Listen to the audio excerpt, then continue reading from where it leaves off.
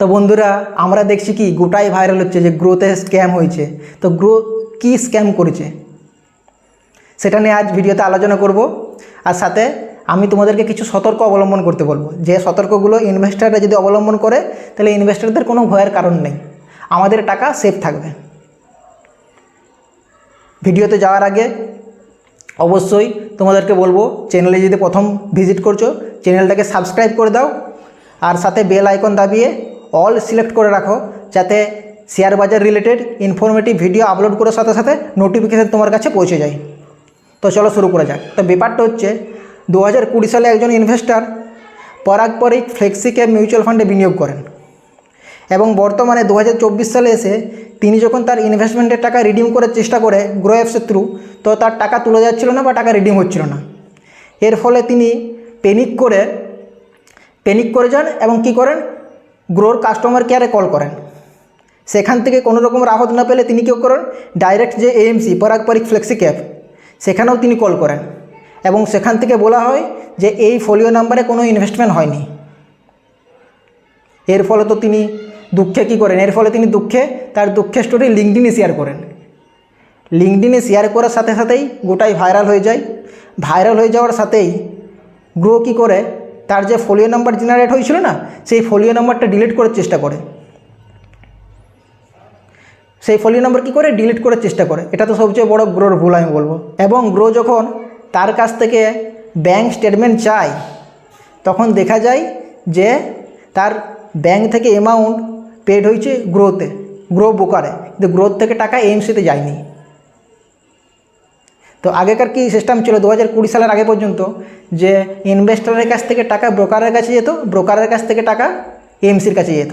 কিন্তু এখন 2020 সালের পরে সেবি নতুন নিয়ম এনেছে যে ইনভেস্টরের কাছ থেকে টাকা কি হবে, ডাইরেক্ট এএমসির কাছে যাবে, আর ব্রোকারের কাছে যাবে না।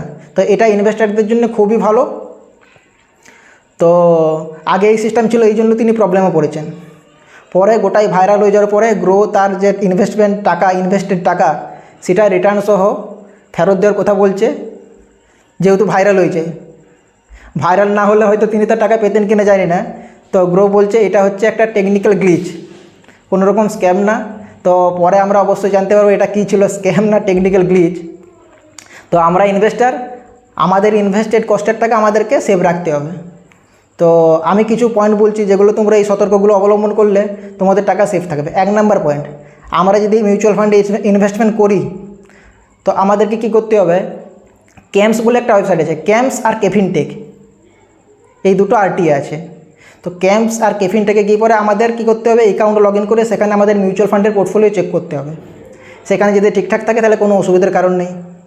2 নম্বর পয়েন্ট, তুমি যে এএমসিতে বিনিয়োগ করছো, ধরো তুমি বিনিয়োগ করছো পরাগপরিক, অ্যাক্সিস, এসবিআই, যে কোনো এএমসিতে, সেই এএমসিরও একটা সাইট থাকে বা সেই এএমসিরও একটা অ্যাপস থাকে। সেই অ্যাপসে তুমি তোমার অ্যাকাউন্ট লগ ইন করে সেখান থেকেও তুমি চেক করতে পারবে। 2 নম্বর পয়েন্ট গেলো। 3 নম্বর কী করতে হবে, 3 নম্বর আমাদেরকে করতে হবে, আমাদের প্রতি 3 মাস অন্তর অন্তর কী আসে, একটা স্টেটমেন্ট আসে, অ্যাকাউন্ট স্টেটমেন্ট, যেটা আমাদের ট্র্যাক করতে হবে। ইমেলের থ্রু আসে, ইমেলটাকে অ্যাক্টিভ রাখতে হবে। প্রতি 3 মাস অন্তর অন্তর যে অ্যাকাউন্ট স্টেটমেন্ট আসে সেটা যদি ট্র্যাক করো তো কোনো ভয়ের কারণ নেই। এই 3টে জিনিস করো। আর সাথে যদি তোমার 4 নম্বর পয়েন্ট হচ্ছে, সাথে যদি তোমার ডাইরেক্ট স্টক ইনভেস্টমেন্ট করো, স্টকে ইনভেস্টমেন্ট করলে সেটা চেক করার জন্য 2টো ডিপোজিটরি আমাদের আছে, সিডিএসএল, এনএসডিএল। তো সিডিএসএল, এনএসডিএলে গিয়ে আমাদের অ্যাকাউন্ট লগ ইন করে সেখানে আমাদের স্টকের ইনভেস্টমেন্ট পোর্টফোলিও পুরো চেক করতে পারবো। গ্রোর যেমন সিডিএসএল আছে, তো সিডিএসএলে লগ ইন করলেই তুমি পুরো তোমার কোন স্টকে, যারো সিডিএসএল আছে, কোন স্টকে ইনভেস্টমেন্ট আছে সেগুলো তুমি চেক করতে পারবে। বাস, এই 4টে জিনিস খেয়াল রাখো, এই সতর্কগুলো অবলম্বন করো, আমাদের টাকা একদম সেফ। ইনভেস্টমেন্ট করো, ভয়ের কোনো কারণ নেই। আর ভিডিওটা যদি ভালো লাগে ভিডিওটাকে অবশ্যই লাইক করো, শেয়ার করো, কমেন্ট করো। চলো দেখা হবে নেক্সট ভিডিওতে। জয় হিন্দ, জয় ভারত।